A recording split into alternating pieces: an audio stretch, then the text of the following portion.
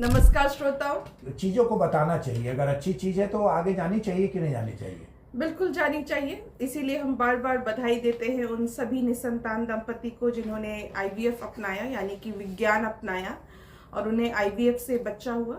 तो ये एक अच्छा कदम है और आप दूसरे को अगर बताते हैं ये बात तो दूसरे लोग भी प्रेरित होते हैं जो निसंतानता से जूझ रहे हैं और वो आगे बढ़ के अपना इलाज कराएंगे। फिर आपने निसंतानता की बात की तो अगला सवाल हमारा आपसे यही है कि ये जो निसंतानता शब्द है ना, क्या है ये? निसंतानता यानी कि कोई दंपति जो पिछले 1 साल से कोशिश कर रहा है बच्चे के लिए और उन्हें बच्चा नहीं हो पा रहा है तो उसे निसंतानता कहते हैं। जी। तो अब जरूरी है जांच कराएं, क्या कारण है, अपने डॉक्टर से मिलें, इलाज कराएं। निसंतानता के डॉक्टर से मिले ना? नहीं, अभी तो आप किसी भी डॉक्टर से मिल सकते हैं। ठीक है। अगला 1 साल अगर बच्चा ठहर गया तो बधाई। अब अगर 2 साल हो गया, यानी कि 1 साल में बच्चा नहीं हुआ और 1 साल जांच और इलाज करा के पूरा जो 2 साल हो गया, अब बच्चा नहीं ठहरा, तो अब जरूरी है निसंतान रोग विशेषज्ञ से मिलें और उन्हीं से इलाज कराएं। मैं ये इसलिए बोल रही हूँ क्योंकि निसंतान रोग विशेषज्ञ वो इस बीमारी को अच्छे से समझते हैं। वो अब पकड़ते हैं क्या कारण है जी। जो बच्चा नहीं हो रहा है। जी जी। क्योंकि 1 साल में 85% लोग को अपने आप से बच्चा ठहर जाता है। जी। अगर 2 साल हो गए तो करीब 90 to 95% लोग को अपने आप से बच्चा ठहर जाता है। लेकिन अगर 2 साल से ज्यादा हो गया और अभी बच्चा नहीं ठहरा है तो अब आपको हर साइकिल में, मतलब हर मासिक चक्र में अपने आप से बच्चा ठहरने की जो संभावना है वो 1 से 2% है। यानी कि 100 में से 2 ही लोग को अपने से बच्चा हो सकता है।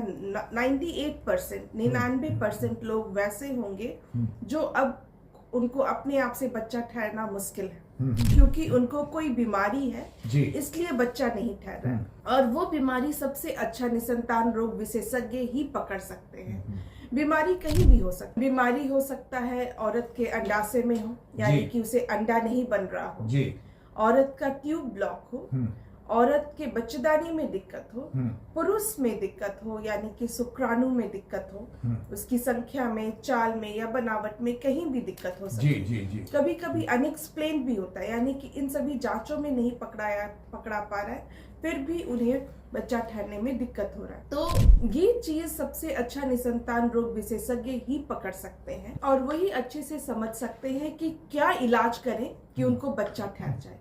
यानी कि अगर शुक्राणु की दिक्कत है तो वो समझ सकते हैं ये किस कारण से शुक्राणु की दिक्कत है। कभी कभी हार्मोन यानी कि शरीर में कुछ केमिकल बढ़ जाता है या घट जाता है, उसके कारण भी दिक्कत हो सकता है। कभी कभी ऐसा होता है कि शुक्राणु तो बन रहे हैं लेकिन वो बाहर नहीं आ पा रहा है, या फिर औरत को अंडा बन तो रहा है लेकिन फूट नहीं रहा है। ये सारे कारण हो सकते हैं और इसका सबसे अच्छा इलाज निसंतान रोग विशेषज्ञ ही करेंगे। और वो समझते हैं कि अब दवाई देना है या कोई प्रोसीजर कराना है, छोटा सा प्रोसीजर यानी कि दूरबीन जांच जिसको हम लोग लैप्रोस्कोपी या हिस्ट्रोस्कोपी कहते हैं, या आईयूआई कराना है। और वो ये भी समझते हैं कि कब तक दवाई देना सही रहेगा, किस समय आईयूआई कराना पड़ेगा और कब आईवीएफ की जरूरत पड़ेगी, ताकि आपका जो कीमती समय है वो बर्बाद नहीं हो और आप सही समय पे आपको बच्चा ठहर जाए। निसंतानता में एक बहुत बड़ा मापदंड जो होता है वो उम्र होता है। अगर आप सही उम्र में अपना इलाज करा लें और अगर मान लीजिए आपका इलाज आईवीएफ ही हो तो आपको उस समय बच्चा ठहरने का चांस 90 to 100% होता है।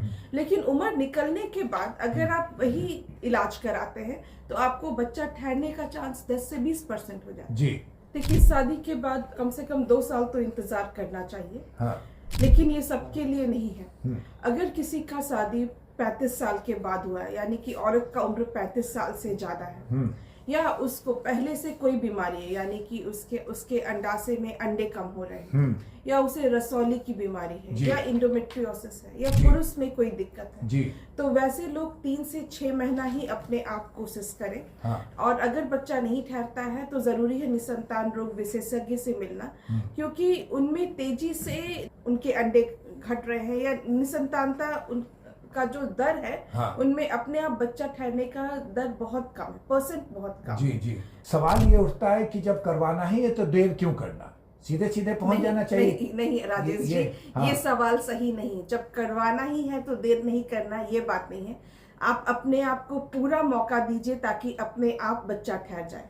और श्रद्धा आईवीएफ इस बात में विश्वास करता है कि हर दंपति को उतना मौका पर्याप्त दिया जाए कि उनको बच्चा ठहर जाए।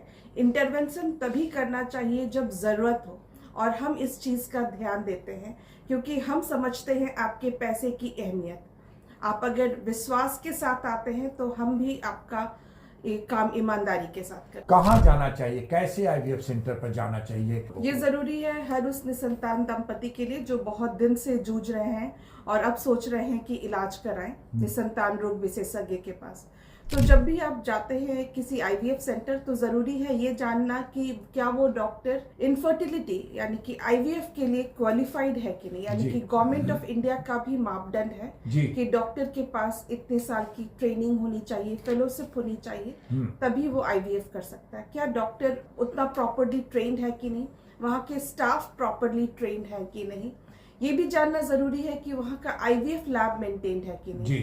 आईवीएफ लैब वही जगह होता है जहाँ एम्ब्रियो यानी कि भ्रूण का क्रिएशन होता है, भ्रूण का निर्माण होता है। तो वहाँ का एनवायरनमेंट मेंटेन करना सबसे महत्वपूर्ण होता है, और किसी भी आईवीएफ सेंटर का सक्सेस रेट उसी चीज पे डिपेंड करता है। तो आपको ये भी जानना जरूरी है क्या वो चीज उस आईवीएफ हॉस्पिटल का वो मेंटेन हो रहा है कि नहीं। आप चाहे तो उस हॉस्पिटल का रिकॉर्ड भी देख सकते हैं, उनका सक्सेस रेट क्या है, ताकि आपको भरोसा हो पाए उस कि आप सही जगह काम करा रहे हैं कि नहीं।